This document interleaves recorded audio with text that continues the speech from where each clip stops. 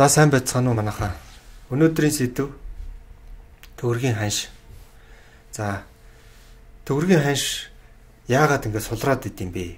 Та юу гэж бодож байна? Биднэрт бол ингэж л ойлгуулдаг шүү дээ. Экспортыг ингэж сайн хийгээд их юм бол доллар орж ирээд байна. Бид нар ямар нэг юм гадагшин доллараар худалдаад их юм бол бидний одоо төгөргийн ханш доктортой байна гэж хэлдэг. Хоёрдугаарт юу гэж бидний тархийг угаадаг гэхээр гадны хөрөнгө оруулалтыг оруулж ирээд их юм бол доллартай болно. Төгөргийн ханш доктортой байна. Энэ хоёр бол худлаа шүү. Бид нар 30 жил энийг харлаа. Үнэхээр л тэр нь үнэн байсан бол бид нар 30 жил ямар их экспорт, ямар их уул уурхайн баялаг бүх зүйлээ гадагшин зарлаа шүү дээ. Тийм ээ. Зөндөө доллар орж ирлээ шүү дээ. Тэгээ хаана байна доктортой байгаа нь? Жилээс жилд өдрөөс өдөрт энэ ханш чинь суларсаар одоо Монгол төгрөг ямар сул болж байна тийм ээ. Тэгэхээр энэ бол худлаа юм байна гэдгийг одоо бид нар ойлгох цаг болсон. Тэгвэл долларын ханшийг одоо гадаад валютын ханшийг яаж доктортой байлгах ёстой вэ? Тэр ерөөсөө л маш энгийн нэг арга зам байдаг. Энэ бол экспортыг Монгол төгрөгөөр хийх. Энэ юу гэсэн утгатай гэхээр бид нар гадагшин зарах бүх зүйлээ Монгол төгрөгөөр зарах хэрэгтэй байхгүй юу? Тэгж чадах юм бол манай бүтээгдэхүүнийг авахын тулд манай төгрөгийг худалдаж авах хэрэг гарна. Яг бол бүх зүйл Монгол төгрөгөөр үнэлэгдсэн учраас Монгол төгрөгийг худалдаж авахын тулд тэр доллар, юан, рубль бүгд орж ирдэг байхгүй. Тэгэхээр монголчууд Монголынхоо эд баялагийг Монгол төгрөгөөр үнэлсэн цагт Монгол төгрөг докторж нөө. За дэлгэрэнгүй ярилцъя. Тэгэхээр мөнгө гэдэг бол тухайн улс орны одоо зүгээр гаргасан тухайн төв банкных нь гаргадаг засгийн газрынх нь бас хяналттай ийм бүтээгдэхүүн. Энийг бол тухайн улс орны засаг захиргаа хэдэн ширхгийг яаж хэвлэх энийг бол бүгдийг өөрсдөө шийддэг. Тэгэхээр ямар ч улс орон гадаад худалдаанд өөрийнхөө мөнгөнд нэмэгдэлтийг хэрэглэх юм бол тухайн улс оронд бол маш ашигтай байдаг. Яагаад гэвэл тухайн улс орны хувьд бол тэр бол гаралагтай зүйл биш байхгүй. Хэдийг л бол хэдийг хэвлэж болдог.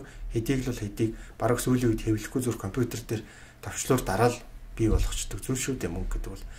Тэгэхээр энэ альва нэг улс орны ийм хийсвэр зүйлийг бид нар хийсвэр зүйлээр бид нар өөрийнхөө бодит одоо тэр уул уурхайн баялаг, мал аж ахуйн түүхийд энэ үнэт зүйлсээ тухайн улс орны хийсвэр зүйлээр ингээд солилцдог байхгүй. Тэгэхээр энийг ясандаа тухайн улс орн маш хождог өөрийнхөө валютаар гадаад худалдаагаа хийх юм бол Монгол улсын валют буюу Монгол улсын төгрөгийг нэг ч улс гадаад худалдаанд ашигладаг. Монгол улс экспортооч тэр импортооч тэр тухайн гадны хөрөнгө, гадны улсуудын мөнгөнд нэмэгдэлтэр хийдэг учраас манай улс орны мөнгөнд тэмдэгт ингэж сулраад байд юм аа. Тэгэхээр энийг одоо бид нар хизээ ойлгох юм бэ? Хизээ энийг одоо засах юм бэ? Одоо энийг хийх тийм шинэ хүчин, улс төрийн хүчин хүмүүс одоо гарч ирэхийг л хүлээх хэрэгтэй байна. За, өнөөдрийнхөө бичлэгийг үгээр дүндэрлэё. Маш товч гэсэн учраас маш товч ярья. За, баярлалаа та бүхэндээ. Харин бичлэгүүдээ сайхан цааш нь түгээгээрэй. Манай монголчууд бол энийг энэ нарийн ширийн учрыг бол бүгд мэдсэн байх ёстой шүү. Бид нар хэдий болтол ингэж бусдад залдуулж бусдын тоглоом болж явах юм бэ, тийм биз дээ. Одоо энэ Монгол төгрөгийн ханшийг одоо докторжуулъя л да. Манай Монгол улс шиг ийм их баялагтай, ийм их зүйлээ гадагш нь гаргадаг мөртлөө Монгол төгрөг нь хүнд ч хэрэггүй, ямар ч улс Монгол төгрөгөөр худалдаа хийдгүй, ийм шудраг биш. Лойрын зарчмыг бид нар хэдий болтол тесч мэдсэн ч мдээгүй юм шиг явах юм бэ. Одоо бидний тархийг зөвхөн одоо би дахиад давтаад хэлье.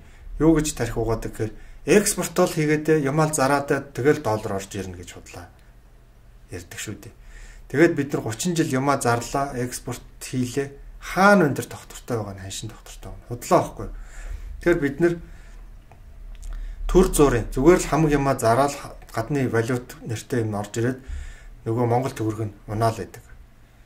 Тэгэхээр энэ арга замаар төгрөгөө доктортой байлгах юм бол Монголын бүх газар шороо, бүх мал, бүх эд баялаг гараад дуусаад тэгээ бид нар юу ч хөө хоосон хоцроод тэгээд төгрөгийн ханшин суларсан хэвээрээ ийм дүр зураг ажиглагдах гэдэг. Энэ болохоор нэг айхтар залил нь болохоор энэ экспортол сайн хийгээд ивэл төгрөг доктортой байна шүү гэдэг залил мэх чинь бид нар нөгөө яана төгрөгийн ханш унчих юм чинь экспортол сайн хийгээд юмаа сайн гадагшин зараадаа гэдэг ийм уралдаанд орцсон.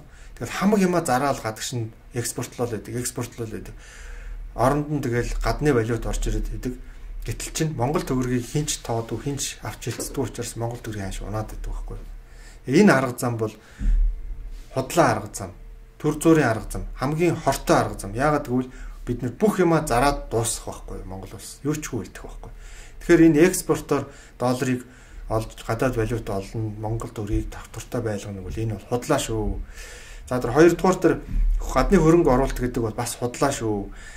Гадны хөрөнгө оруулалт гэдэг бол тэр гадаадын хөрөнгө оруулагч нар бол өөрснийхөө бизнесийг хийх гэж орж ирдэг. Гэхдээ бизнесээ эхлүүлэхийн тулд тодорхой хэмжээний доллартайгаа орж ирдэг. Тэгээд тэр бизнесээ хийгээд манай Монголын баялгийг аваад зарад тухайн одоо оруулж ирсэн 5 тэрбум доллар оруулж ирсэн бол 50, 60, 70 тэрбум доллар болгоод гаргаа авчдаг өөрийнхөө төгрөгийг. Тэгэхээр харин ч Монголд орсон 5 6 тэрбум биш бүр 50 60 тэрбум гараа авчдаг учраас хөрөнгө оруулалтаар доллар орлно, валют олно гэж бол хизээч байхгүй. Харин ч хөрөнгө оруулалт орох тусмаа Монголын маш их зүйл гадагшаа урсаж гардаг тийм аюултай байдаг. За тэгээд 5 дугаар видеокаст хийлээ.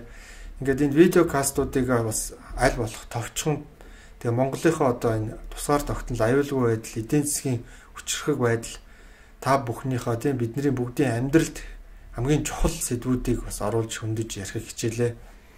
Тэгээ та бүхэнтэйгээ цаашдаа чухал сэдвүүдээр ярилцах болно. Та бүхэн маань бас комент бичээрэй, захиа бичээрэй, мессеж бичээрэй. Тэгээ ямар сэдвээр ярилцах хэрэгтэй байна, юу хамгийн чухал байна гэдэг талаар санал бодлоо явуулаарай.